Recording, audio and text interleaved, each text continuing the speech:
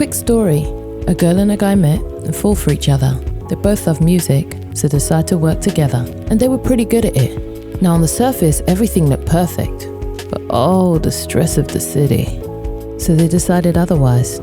They packed up and left for the countryside. And that's where we meet this family, raising their children, growing their own food and their business together, on a quest to find a new normal and a new sense of happiness. And if you're looking for the same thing, then join us and we can unpack this thing called life together. Where are my manners? Let me introduce myself. I'm Shamel Olwago, my husband's Amondi Olwago, and together we are Nile Ochi. And this is Z-Quest. How was your week? Was okay. You don't remember it, do you? I don't remember everything. I mean, what were you doing on Monday? How can I? You never called me on Monday. I know, I just thought I'd try something new, spice it up. How does it feel? Nah. No? So that won't stick then? It won't stick. All right, okay. You know what? The week was okay. The weather wasn't too bad actually for September. Oh? Yeah, it was blazing, like one of those days it was blazing hot. It was actually okay. Yeah, it was all right. Yeah. I'm happy we're still getting tomatoes. We're still, Yeah, I guess we're still getting good stuff. Yeah. Yeah. So true. I'm happy for that. Yeah, it's all worth it. Yeah. It is all worth it. But I did say because July was so trash. Yeah. Beginning of August was so trash. We're gonna have a decent September. And here we are. Yeah, we need to relocate. When we get a good August. Yeah. Because really, like, it's becoming like when I was a kid, I remember July, August, you knew that, I'm talking about France, Europe, yeah? So you knew that you had good weather, like you were looking forward to it. Now, honestly, in July, I don't know if you have enough sun in July. I'm not looking forward to August. That's how bad it's got now. I'm actually looking forward to September. That's so true. Because I'm like, it's going to be rainy probably 3 weeks out of 4 in August. So no. And we may still get like 2 weeks in October. That's pretty decent. Yeah. So, but anyway, that being said, I think the weather was, it's not that it was bad in August. It was one of those weird weather where, it's like you don't really get sun. It was like It was like May. Yeah. That's what it was. It was like yeah, that's true, a bit like that. Yeah. But besides this, yeah, kids are back to school. Yeah, of course, yeah. This was their back to school week. For anyone out there, we've got kids and we've got the shenanigans globally what's going on. It can only be heartache from here on out, can't it? With the kids. Either way, it's pandemonium. It is pandemonium, yeah, absolutely. It's total madness, absolute madness. Well, here, what's happened is you can't go into the school gate, so you can forget about that. Maybe that's already been in place in lots of other countries, but you can't go to the school gate anymore. Well, I think it was in place. I guess last year, by the end of the year, like you couldn't enter the school like that anyway. Well, so I suppose if your little kid was starting school for the first time and they had to go in, you weren't going with them. You weren't consoling them. It wasn't happening. Not this year. No, it's true. Not this year. But the week was okay. I mean, it was decent. It wasn't too bad. I mean, the kids seems to, be okay. They're actually in the right mindset. Yeah. It's actually good. They're actually okay. Yeah, pretty positive. So it's good, despite what we're hearing at the moment. Yeah, but still, it shields them. It shields them to a certain extent to not have to go through it. So they're not. They've got their own issues, innit? Yeah, they do. So. And how did you feel this week for you? How was it? Anxious. Why? I've decided I'm only going to watch the news maybe once every 3 days, maybe once every 4 days. What gets you anxious? Like the developments, because being the, I don't know what to frame myself as, but because I'm not politically one way or the other, I don't like none of them. I can't. I'm not politically swayed one side or the other with a lot of things like that. I'm just like, you're politically atheist. If that's possible. Yeah, I guess you can call me that. But I just like, because I'm like, oh, you're both trash. I was just like, I try to watch, I have to literally watch completely different newses to get a roundabout news, because if you watch one side or the other, you don't get any information. You just get rhetoric. And then sometimes you leave just feeling so charged and so kind of like, what was that? Yeah. Like you've been on a roller coaster of emotions. Yeah. So I'm just like, you know what? I can't with this. Yeah, sometimes you have to disconnect. But you know what? To be fair, it started a bit like this a bit before the pandemic. I don't think anyone noticed. If they felt they were on the side of the righteous, you didn't notice. Yeah, but it was like very, it's very, you can't get really anxious. I mean, it's been like this for a while. Like when you watch the news, I remember what they used to do. Actually, they probably used to be told to do that when they had the news going on. Maybe they had like a segment about like say like a baby panda just born, like bring some sort of positivity. Where are the baby panda stories? And basically there was a way to probably lighten the news. It was called fluff, and that's what you needed. You needed light fluff. So it's like bad news, bad news, bad news. Good news, bad news, bad news, bad news. It's coming to the end, folks. But before we leave, a little bit of good news. Yeah, it's true. Even if it was like, oh, Judith Sullivan is down at, the zoo, the local zoo, because 3 baby giraffes have been born. Aren't they so sweet? It was like that. Yeah. But yeah. I was like, yay, baby giraffes. Captivity. Yes. Do you know what? It was a thing, but you know what? It was like a positive news wrapped into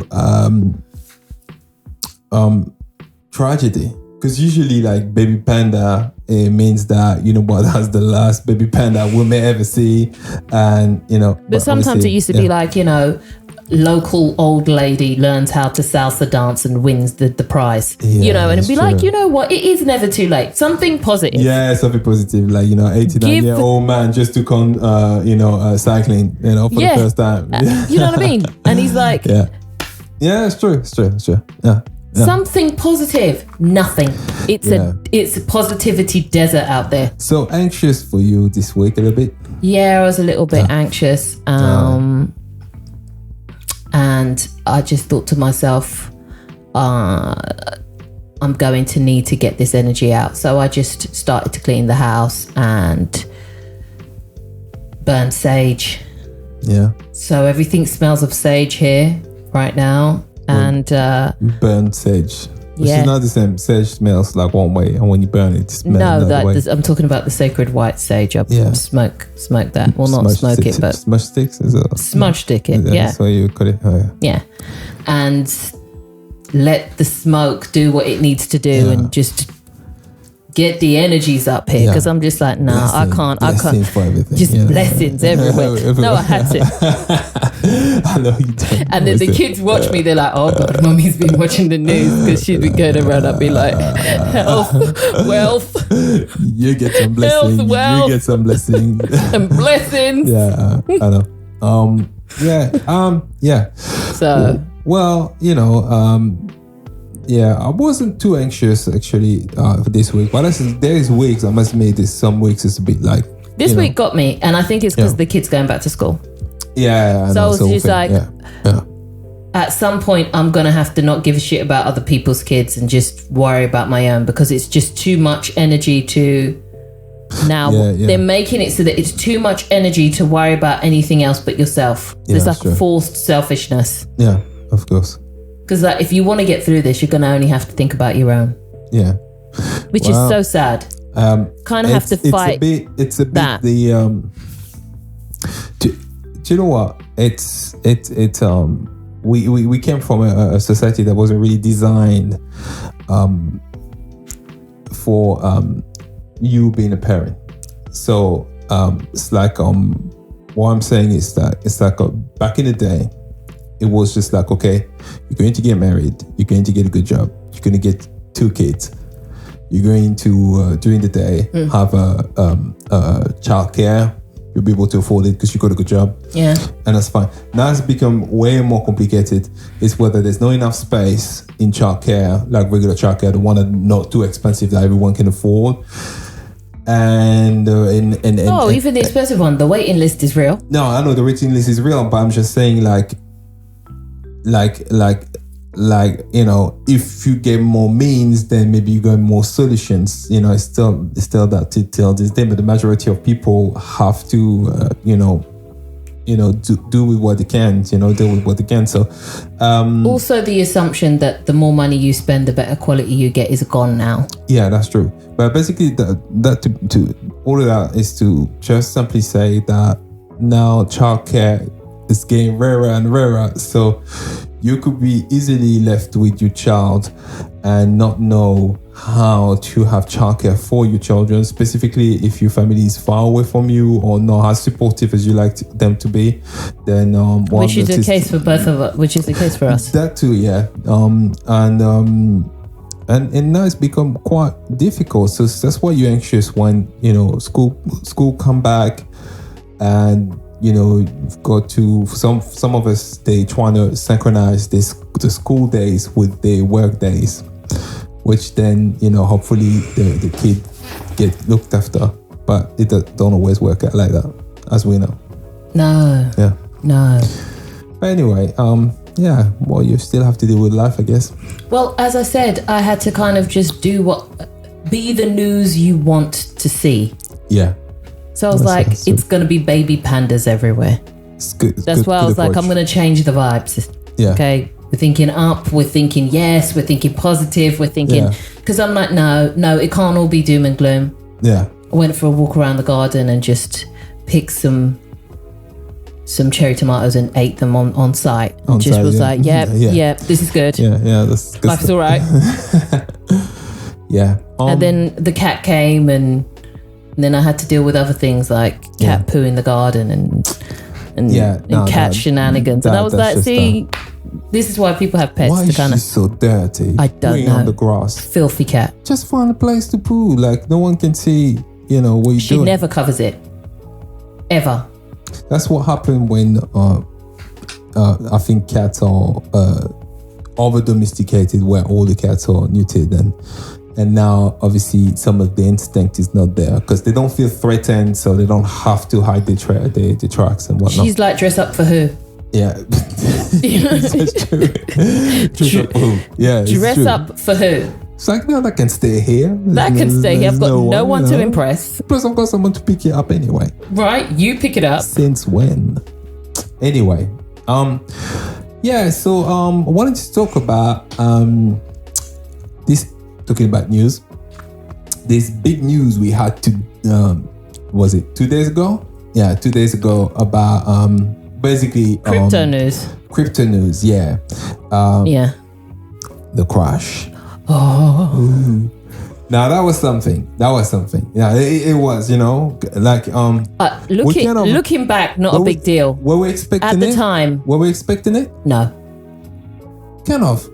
We know there's always a pullback, like when Bitcoin went to like 52,000, I think it went. Mm-hmm. It was a little bit of a pullback. It was struggling, at a 50,000 resistance level, and we were like, you know what? Is it gonna go higher? What's going on? And then the one like it was crazy, man. It was entertaining. Oh, absolutely. It panicked, it was a big panic there.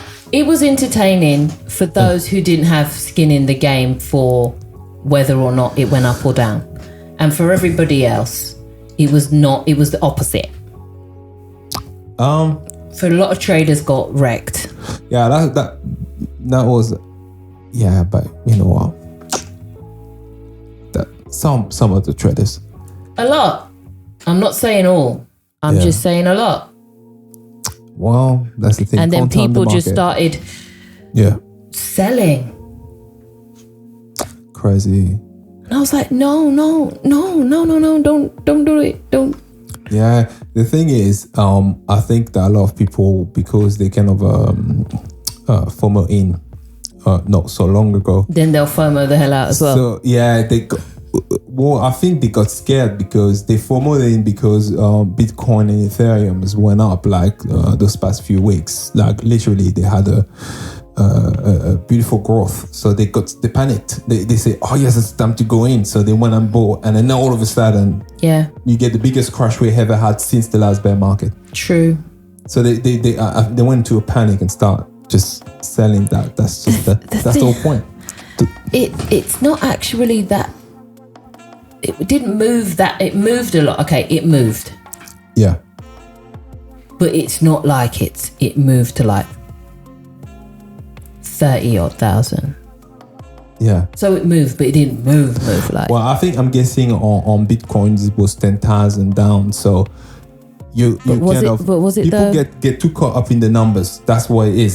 So so they were like 10,000. Oh, what? Bitcoin just lost 10,000. Oh, just sell quick, sell everything. Shouldn't, but that's what they don't know. I was just like, oh wow, this is a real thing. People really don't quite listen. Yeah. Well, it was madness. It was pandemonium.